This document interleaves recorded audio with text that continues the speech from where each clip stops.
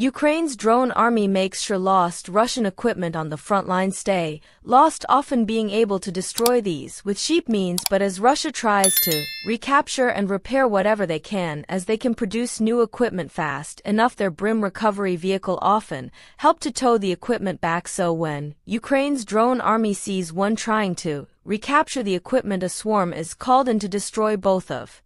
them, sending one after another until both vehicles are destroyed, leaving two